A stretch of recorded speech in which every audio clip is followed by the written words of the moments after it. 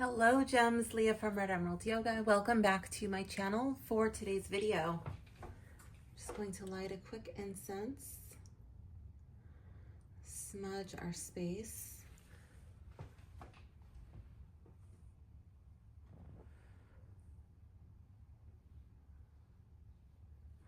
Okay, today we are going to be doing a tutorial. We're going to do 3 new tarot spreads for new tarot readers.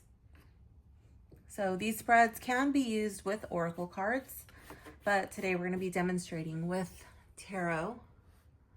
I am using the Dark Mansion Tarot by Taroteca Studios. I'll leave their website in the description if you want to check them out.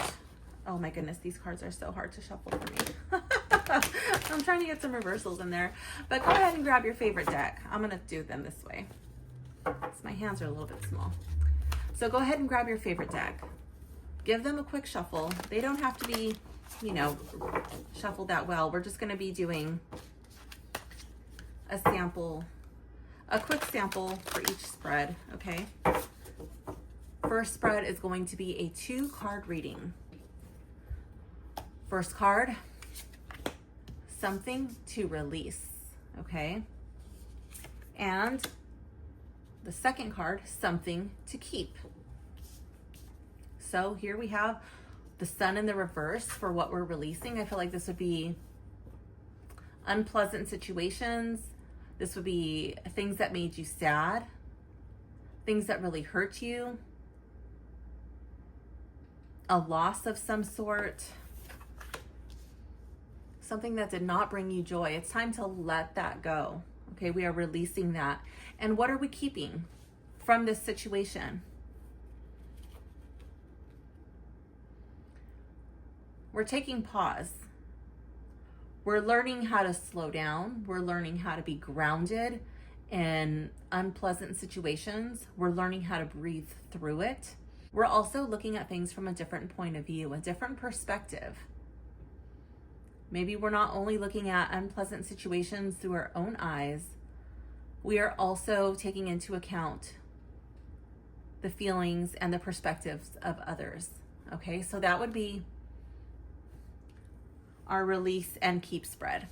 Okay, I'm just going to move these over to the side and we're going to go into the next spread. This one is going to be advice from your guides. It's going to be a 3-card spread. So grab your cards, okay? Draw 3 cards. Or you can just follow along with me, that's totally fine. First card, something you need to know.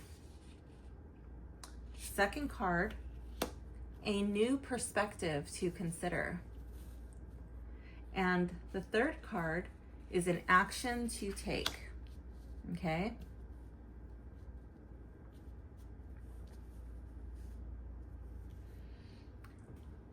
So, first card, need to know, is the Star in the reverse.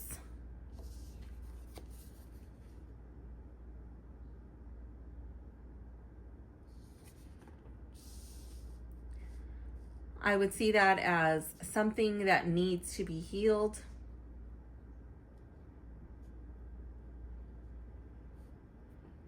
Hope that needs to be restored. Faith that needs to be restored. Okay, there's some sadness lingering. There's some hurt.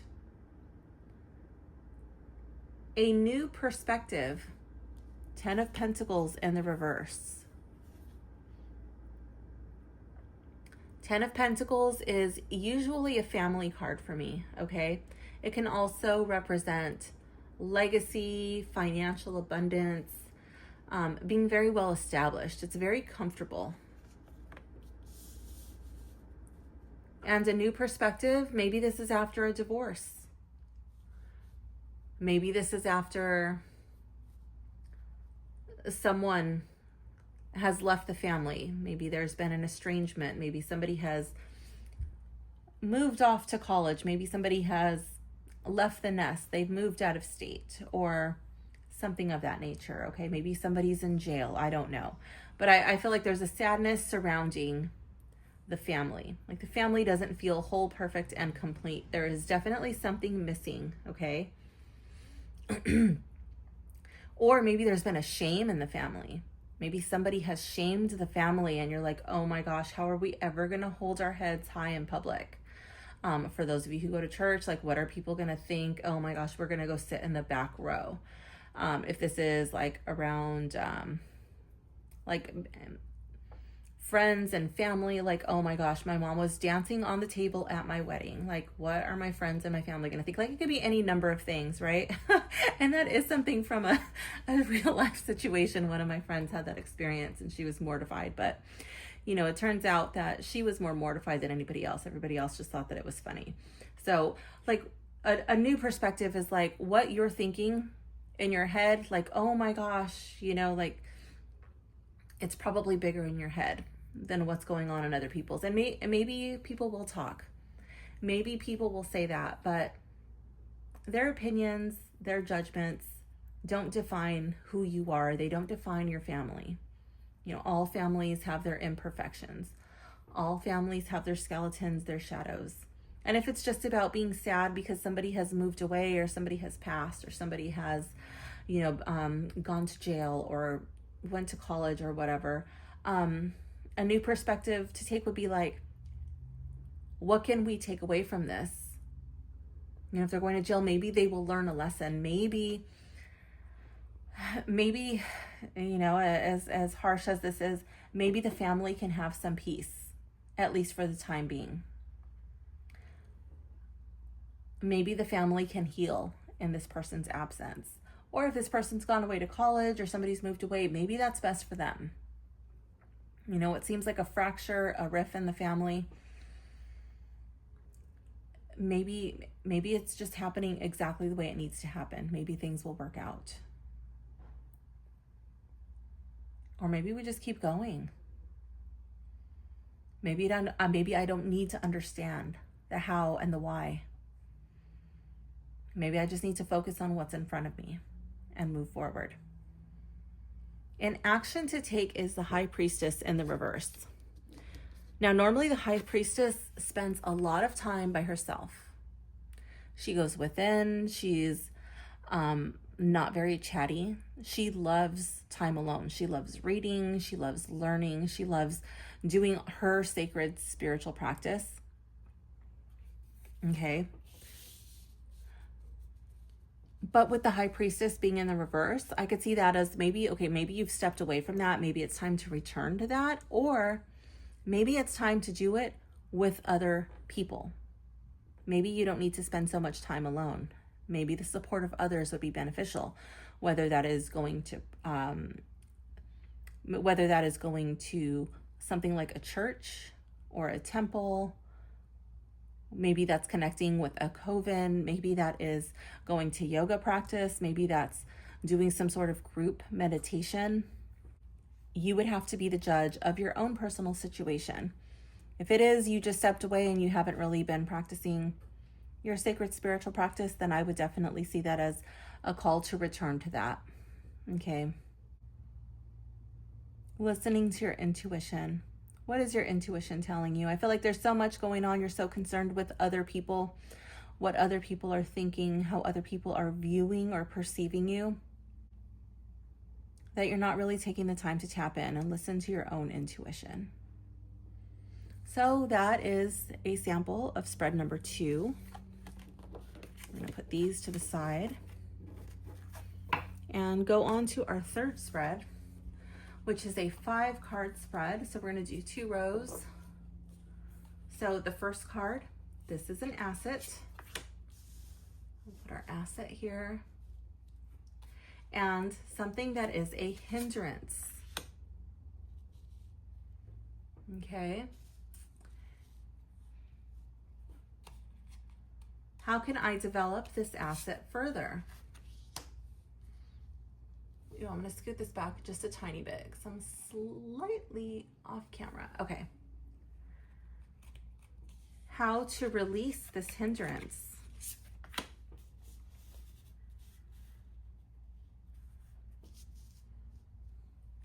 And How can I, wait, what does that say?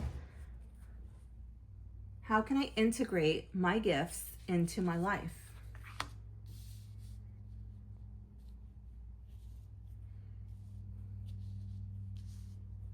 Okay, so let's take a look at these. First card, an asset, 7 of Wands. Normally you might look at this card like, oh my gosh, this is a bad card. There's all of these people, there's all of these opinions, there's all of these obstacles coming at me, okay? But your asset is all of these trials, all of these tribulations, and all of these things that you have overcome have made you stronger. They have made you wittier. They made you think on your toes. And now you are a force to be reckoned with. Card 2, what is a hindrance? 7 of Pentacles in the reverse. Normally, the 7 of Pentacles is like how well you've tended to this garden. Things are almost ready to be harvested, but they're just not quite there yet. In the reverse, I would see this as distraction. I would kind of get the feeling like, kind of like ADD vibes, ADHD, like you want to get started on this, or maybe you do start on it, but then you get distracted and then you start to multitask. So you're starting all of these projects, but nothing's really getting done. You're not really focused. So what could be your growth? What could be your abundance? What could be your financial windfall? It never really reaches peak maturity. It never really fully develops because you don't give each thing the time and attention that it deserves, okay? You just kind of get distracted by all of these different things that you want to do and nothing gets done fully. Card 3, how can I develop this asset further? Death. Okay. What needs to be laid to rest? I feel like there's a part of you that is meant, and I don't mean this literally, okay? There's a part of you that is meant to die. There's a part of you that doesn't need to experience these things anymore. I feel like there's a certain part of you like that gets triggered, or in some way you insert yourself into challenging situations, into stressful situations. Or maybe it's around people who are no longer on your same level. You know, maybe you've outgrown them, maybe they've outgrown you. But I feel like those people, you just need to let them be. You know, if they've outgrown you, let them move on. Let them be with their new circle. You know, work on your development and then level up. Okay, maybe you'll be back in their circle, maybe not. If you have outgrown your circle, you can't force everybody to come with you. It's like trying to fit a square peg into a round hole. It's just not usually going to be an effortless squeeze, okay? I feel like this would be the resting period. I feel like it's like so important, like the rest day after a workout. You know, you have to have that rest day or your body can't fully repair itself for the next physical challenge. And I love how here he's like really ready to fight. His posture, his body language, he's just holding that wand like he's ready. This reminds me of whack-a-mole. Like he's just ready to whack these moles down. And here in the Death card, he's resting. He's sitting down. He's put his weapon down. He's put his Sith down.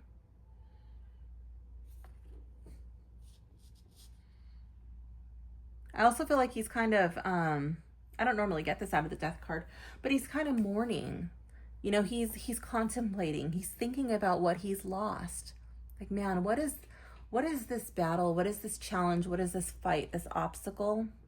What did it cost me? You know, and I feel like weighing the cost before engaging in battles. Knowing what you have to lose. Or what are you fighting for? You know? Card 4, how to release this hindrance of getting sidetracked. The Hermit. I feel like you need to take a step back. Take things slow. How many things do you think that this old hermit is going to be doing at once? He's old. He's hunched over. He's walking with the cane. And he's got his little raven over here on his shoulder. So when he starts to open up another book before he's finished one, the raven is like, no, put that down. You haven't even finished that other one.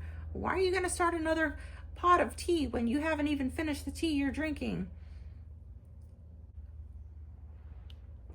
The raven is like an alarm to me. I feel like he keeps him focused on his tasks.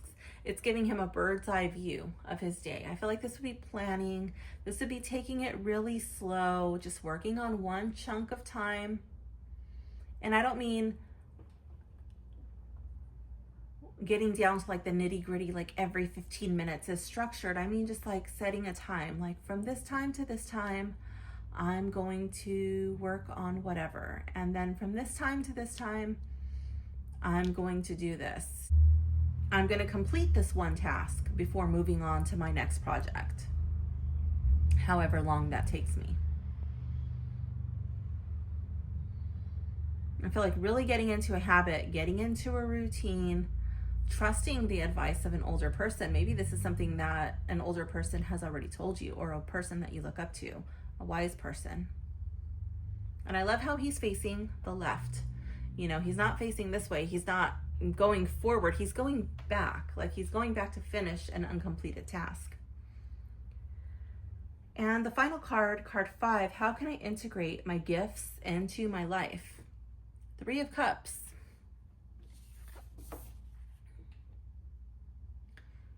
I feel like this is mingling, lightening up when you go to parties. Maybe not feeling like you have to convince everybody at the party that you're right, or you don't have to convince everybody at the party of your point of view. These people are dressed nicely. They seem like they're having fun. They're making a toast. There's all of this good food. I feel like they're enjoying the moment.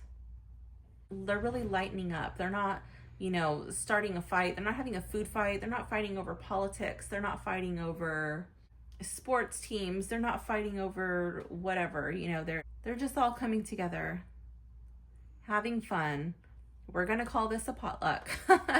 Everybody has brought something. They're all contributing.